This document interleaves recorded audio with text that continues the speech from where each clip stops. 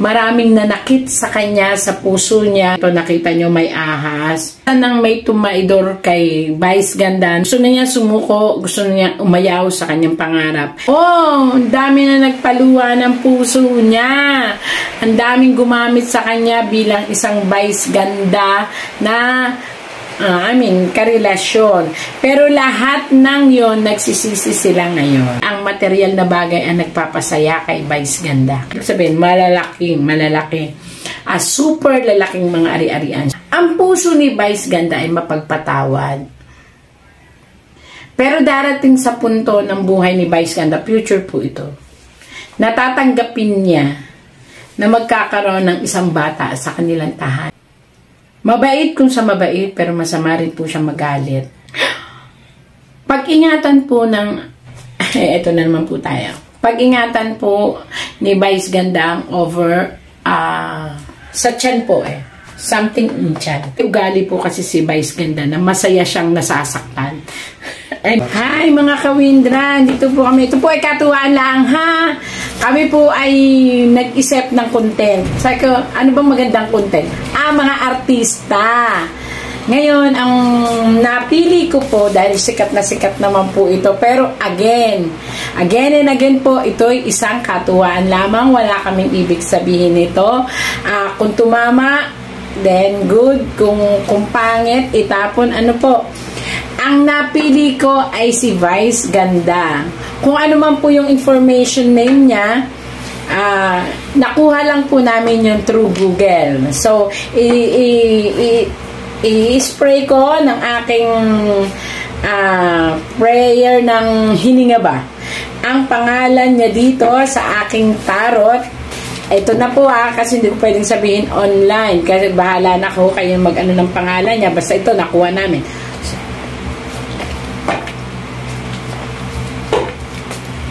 Ito po, ayan. Kay Vice Ganda po ito. Nakuha po namin again and again. Inuulit ko po. Ito po ay for entertainment use only. Wala po sanang magagalit. Kung sakaling may malabag po ako, ay pasensyahan nyo na po. Ito na po tayo. Ang nakikita ko po, ayan, medyo gumalaw po. Gumalaw yung, nadali. Oo. Nadali, parang Ito na po. Para po ito kay Vice Ganda. Yun po yung aking uy! Sa ngayon po, ang lumabas po sa tarot dito, ang kanya pong birthday, na ilagay ko na rin po dito. So, hindi ko na lang i-broadcast kasi alam kong masyado ng personal ang info. Basta ito po ay kay Vice Ganda. Nakita ko po dito na si Vice Ganda, ito po, siya yung tipo ng taong matulungin. Nakikita naman din natin, as alam na yun ng mga tao. Marami po siyang mga tinutulungan. Marami pong kahit anong bagay gusto niyang ibigay sa mga taong mahal niya, lalong-lalo na po dun sa nagsisik ng help niya. Ang problema lang po natin kay Vice Ganda, nakangiti po siya sa ating harapan, pero katulad po ng isang normal na tao, marami po siyang dinaramdam. Siya na yung siguro makikita natin na successful, pero ang dami po niyang sa isipan niya na itinatagong lungkot at pangamba. Kaya po meron doong nakita nyo may infinity doon kasi yung kababaan niya ng loob, nakikita natin ay kababaan ng loob, maraming nanakit sa kanya, sa puso niya, ang pinatawad niya, pero hanggang ngayon po pinatawad man niya ay nakikita na nagdulot ng sakit sa kanyang puso, lalong lalo na po yung mga taong naging malapit sa kanya, kaya po may infinity doon. So nakangiti sa atin si Vice Ganda, pero punong-puno po siya ng nararamdaman ng sakit sa mga taong ang akala niya ay totoo sa kanya, pero sa talikuran pala at sa harapan ay para silang mga tigre at leon na tumitira sa kanyang pagkatao. Pero dahil mabuting tao nga po siya at parang feeling niya ay blessed naman na siya, kaya ayun, nagtitiis na lang siya, siya na lang yung bahalang nananahimik. Siya yung tipo ng taong kapag kinagat mo siya, mananahimik na lang siya at go with my way and I move on, parang ganon. Ayan. Yung po ang lumabas kay Vice Ganda. Pero ang dami po niyang inaalagaan. Ayan po. Okay? Ayan, the world. Nagmula sa isang buhay na hindi niya akakalain, parang fantasy po. Sa isip po ito ni Vice Ganda ha, parang pantasya ang kanyang buhay. Hindi niya aakalain na siya ay makararating kung saan nandito na siya ngayon. Kung anong narating niya ngayon, hindi niya aakalain. Kahit sa panaginip ay hindi niya inaakala. The world, ibig sabihin ito ay ang pagbabago ng kanyang buhay mula pagkabata na hindi niya inaasahan. Mga sakit na naranasan niya sa pagtitiis niya, kasi pwede naman hindi siya pumasok sa pag-aartista, kaya lang talagang ginusto niya, may mga hinangaan siya na talagang iniidolo niya at talagang pinilit niyang abutin yung pedestal niya kung nasaan siya ngayon sa pamagitan ng sarili niyang hard work. Talagang lahat ginawa niya. Ayan, kitang-kita po dito. Ang masasabi ko lang dito sa isang tarot na to, ito nakita nyo may ahas. Minsan nang may tumaidor kay Vice Ganda nung hindi pa siya sikat na sikat. Sinaktan ang puso niya, sinaktan ang buong pagkatao niya at nilait siya. Hindi ko alam kung sino itong taong na to, pero itong taong to ay nakikita pa rin niya. Ayan. Yun, kaya meron pong ahas na natumuklaw sa kanya, ganun. Wow! Dumating pala ang point of time ni Vice Ganda na gusto na niya sumuko, kaya nakabaliktad po ito. Gusto na niya sumuko, gusto na niya umayaw sa kanyang pangarap. At nakita po niya na parang ultimong sa pagkita ng pera, parang hirap siya. Ayan. May isang tao lang na parang nag-guide sa kanya. Hindi ko alam kung pamilya niya to kasi tungkod. Ang ibig sabihin ay tungkod, may nag-guide sa kanya. Na, ops, wag kang sumuko. Kaya mo yan. May potential ka. May mangyayari pa sa buhay mong mas maganda. Ito po yun. Hindi ko po alam kung sino tong taong to kasi tungkod yan. Nagre-represent po yung taong yon ng tungkod. Ayan. Tapos, ito po yung buwan at saka araw. Ang ibig sabihin, talagang naghirap din po siya para ma-achieve kung anong kinalalagyan niya ngayon, araw at gabi. Ayan. Tapos, ito yun. Parang gusto na niyang umayaw. Ayan. Buti hindi siya umayaw. Kundi, wala tayong Vice Ganda ngayon. Ayan. Masyado siyang family, close, family tie siya. Talagang gagawin niya pagdating sa kanyang mother. At lahat naman tayo, pero iba siya.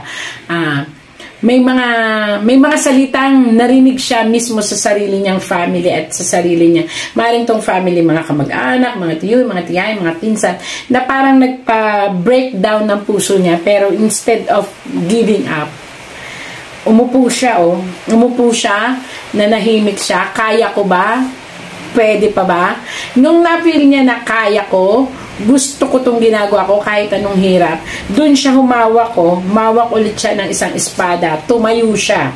Pagtayo niyang yun, nagkaroon siya ng parang, ito yung sinasabi na nagkaroon siya ng parang, ano bang tawag doon? Pagkakataon. Yung chances na yun, ginrab niya. Ayan. Sa pag-grab niya ng chances na yun, unti-unti naman dumarating ang maraming intriga. Kaya meron siyang ganyan, tapos nakaganon siya. At tinatanggap niya yung chances, yung hamon ng buhay, yung hamon ng pagiging artista, yung hamon ng lahat, pero ang dami namang intrigan dumating. Ayan.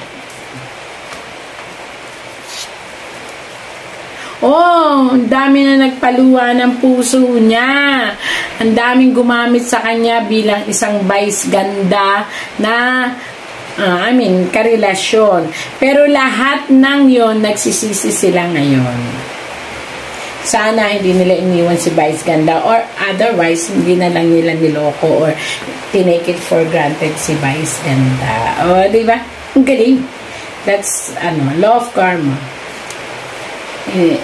Ang pagsisisi ng mga taong nanloloko sa mga taong nagmahal sa kanya ay may karma kapalit. Ayan. Wow! Financially, actually, naghirap din po pala si Vice Ganda dati. Nung nag-i-start pa lang siya. As in, pinilit niyang gumalaw nang walang minimulest siyang kamag-anak o kahit sino. Pinilit niya na siya lang. Nag-stand alone siya, kaya po baliktad to. Ito po ay nakaraan niya. Ibig sabihin nun, talagang nagipit din siya. para abutin ang kanyang pangarap. At hindi siya gumawa lang ng isang magic na isang araw, vice ganda na siya. Ayan, ang dami po niyang pinagdaanan. Ang dami pong pagsubok para makamit niya ang ngayon ay tagumpay. Ayan. Pero alam nyo ba na hindi ang material na bagay ang nagpapasaya kay vice ganda? Kaya po baliktad to. Itong tarot pong ito, sinasabi rito na lahat ay nakay vice ganda na. Pero may isang gusto si vice ganda sa sarili niya na hinahanap niya. Yung maging totoo ang mga tao sa paligid niya. Yun po ang talagang hinahanap niya. Which alam din naman niya, kasi matalino siyang tao eh. Alam niya na napaka-imposible na lahat ng tao sa kanyang paligid ay maging totoo. Pero yun po talagang hinahanap niya. Hindi material things kasi punong-puno na siya ng material things. Punong-puno na siya. Ang kanya lang hinihiling talaga kasiyahan ng pamilya niya at ang kasiyahan ng puso niya na sana may totoong tao na nagmamalasakit sa paligid niya. Alam niya marami nagmamahal sa kanya, kaya nga ayan eh. Pero ang daming material things, hindi niya alam kung alin at sino doon. Hindi niya alam kung material ba? O dahil ibibigay ko lang bang gusto nyo? O dahil napapakinabangan nyo pa ako ngayon? So, mabait lang talaga siya. Sinasarili lang niya ang lahat. Kaya anino lang siya, shadow. So, pag sinabing shadow po, hinahanap niya ang sarili niyang kaligayahan na akala niya na ibigay na niya para sa iba, pero sa sarili niya parang naghahanap pa siya ng katotohanan. Yan. So, hindi material things kasi punong-puno na po siya. Napapalibutan na siya. Napapalibutan na nga rin siya ng mga totoo at hindi totoong tao. Ayun, etong tao, eto naman yung mga hindi totoo na nakatago. Ayun, ayan. Puro po tayo ngayon kay vice ganda. Ayan. Oops. Wow. Yaman naman ni vice ganda. Kasi pag ito po, ibig sabihin, malaki. Super lalaking mga ari-arian, super laking mga kaperahan, super na pinagpaguran niya. At hindi lang po 1, 2, 3, 4, 5, 6, 7, 8. 8 na mga parang hindi na mabilang, may higit pa na pasampu na mga hindi kayang, kumbaga off the record siguro, ganun na siya kayaman. Malalaki po yan ng mga property at saka mga ari-arian. Bongga. Oops. Happy family para sa pamilya niya, lagi niya sinasabi, happy family para sa pamilya niya. Pero sa totoo lang po, ang dami na niyang pinasayang pamilya, hindi lang po yung pamilya niya. Pati po pamilya ng mahal niya, pati ng mga dati na akala hindi siya worth it na mahalin, halos pinamilya na niya. At pati po mga kaibigan niya, pinamilya na niya. Hindi ko alam, ito po lumabas. Hindi ko naman po kilala si Vice Ganda as actual na alam ko lang, Vice Ganda siya. Pero hindi pa naman ako nakarating sa kanya. Hindi pa naman ako, hindi nga kami nag-usap. So, ito po ay for, talaga, kung ano yung nakikita ng tarot, yun lang po. Hindi ko pinipraise si Vice Ganda. Kung ano lang po yung nakikita rito, binabasa ko.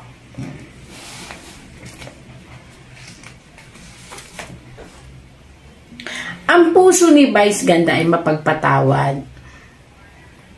Pero darating sa punto ng buhay ni Vice Ganda, future po ito.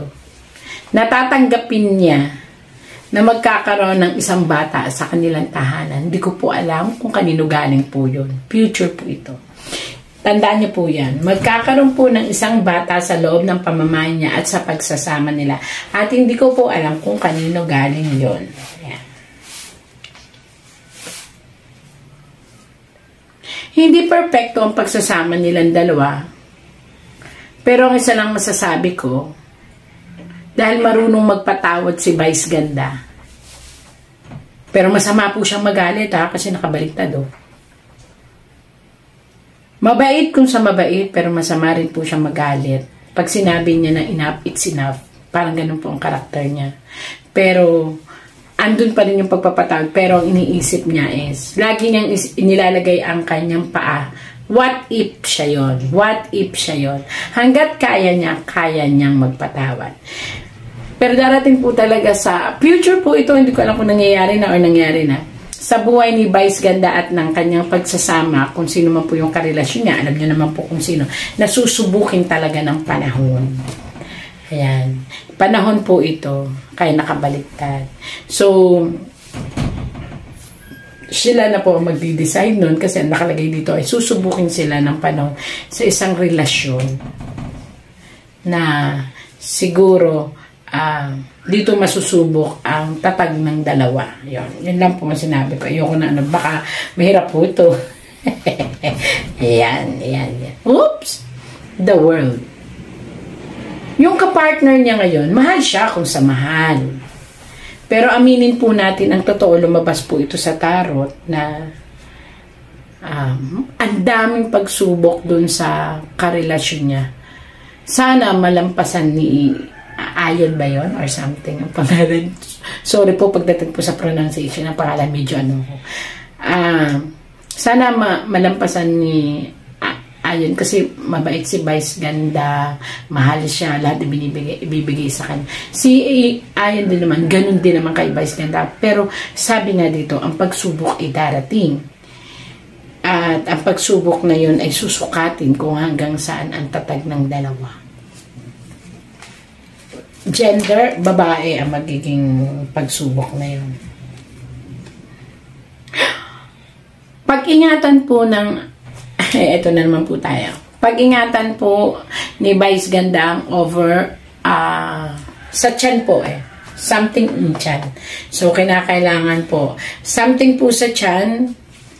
Siguro marami naman pera si Vice Ganda, pwede niya pa-check up, magpa-general check up siya kasi there is something sa body niya na kinakailangan ng medical help at kinakailangan ma-free siya sa mga stress and may mga ugat po siya na dapat siguro, since ang alam ko yung doktor na kapatid niya may doktor na magaling na kapatid si Vice Ganda, so alam na nila kung anong dapat gawin, pero ito po ay health, so kailangan mag-ingat especially sa stomach, yun ang mag-aakyat ng lahat, I mean acid, super acidity, parang ganon. Tapos nalipasan before siya siguro ng gutom, tapos nagkaroon siya ng parang spasm sa sikmura, parang ganon po ito na ngayon ay tumatagos hanggang sa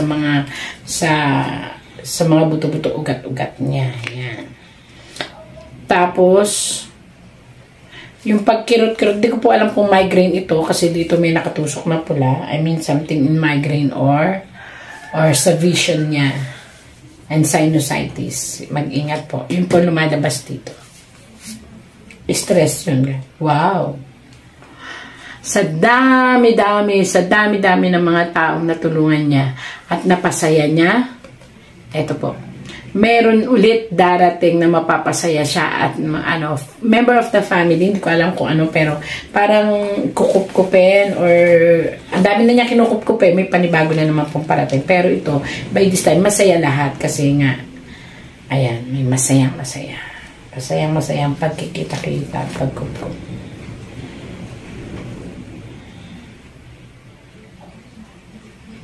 The pool.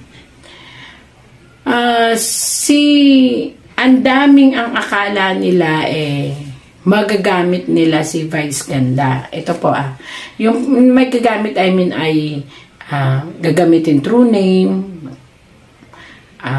magpapasikat sa kanila. Sa totoo lang, kahit hindi nila i-request, talagang gagawin ni Vice Ganda na iangat ang isang kaibigan, minamahal, kamag-anak. Kasi may ugali po kasi si Vice Ganda na masaya siyang nasasaktan. I mean, kahit alam niya na in return, wala siyang mapapakinabangan. In return, para siyang maiiwan din. Wala, full siya Basta masaya siya sa ginagawa niya. Gusto niya tumulong, go. Wala siyang pakialam. Yan po yung kanyang lumalabas dito. Oops, future. Wow. Bata pa lang talaga nakadistino na siya na maghari-harian sa kanyang sariling buhay. Hindi siya matigas ang ulo pero nami-misinterpret siya ng mga tao sa paligid niya na oops, matigas ang ulo nito kasi siya, fond of saying what he wanted to say. Gagawin niya kung anong gusto niyang gawin. Makikinig siya pero wala siyang pake. Basta ang alam niya, at the end of the day, kailangang magawa niya yung gusto niyang gawin. Dahil yun ang alam niyang makapagpapabago ng buhay na dati kasi parang nagkaroon sila ng sobrang kagipitan eh. Yan. Yan. Mag-ingat si Vice Ganda. May isang taong talagang ang mata sa kanya mainit pero nakangiti. Hindi ko alam eh. Something weird. Pagpapaingat ito, nakangiti lang sa kanya, nakakasalamuhan niya pero mainit sa kanya. Hindi siya totoong tao sa kanya. At ito'y nakakasalamuhan niya. Ayan. Ako, baka ako awayin. Sino kaya? Ito naman ikatuwaan lang. Wow. Destined to be a star. Kahit anong mangyari, he is destined to be star. Marami pong pagsubok ang darating ngayon sa kanya, lalo ngayon hanggang next year. Hanggang sa next year. Mga 2 years. Kasama na rin po ang health. So, kailangan pong beware po si Vice Ganda. At bigyang pansin ang health, pati na mga stress niya. Wow! Overflowing naman, andyan pa rin ang pagmamahal ninyo sa isa't isa. At sana kung ano man ang pagsubok na dadating, makayanan ninyo. At yun nga, para kayo nag-embowment na kayo na talaga. Ayan. Pero may parating talaga na bata. Hindi ko lang alam kung saan manggagaling tong batang to. It's either pinampon or maaaring meron kayo na pag-usapan o basta isang coming ang bata. Okay na? Pwede na? Pwede na? Pagpasensyahan nyo na po. Kung kay Vice Ganda po, pagpasensyahan nyo na po. Wala po akong magawang content. Pero, pero, ito naman po ay taos-puso kong binabasa. Wala po itong hausyaw. Wala po itong kalokohan. Kung ano po yung sinabi ng aking tarot, yun lang po ang sasabihin ko. Maraming salamat po. At sa susunod po, ibang artista naman ang gagawin ko po na babasahin. Sana po ay magustuhan nyo, i-share nyo po, i-like nyo po, at saka pakipalo po. Tapos darating din po yung time, wag po kayo mag-alala. Hahamunin ko, magpo-post po ako dyan na kung sino ang willing na on the spot magpa-video negotiation, magtatarot tayo, basta i-release ko. Sabi mo, Vice, kung totoo mo sinabi ko, mag-comment ka sa ila. Sana po naririnig to ni Vice Ganda. If ever na totoo or hindi, sana i-comment mo, pero huwag kang magagalit sa akin ha. Idol kita. Bye-bye!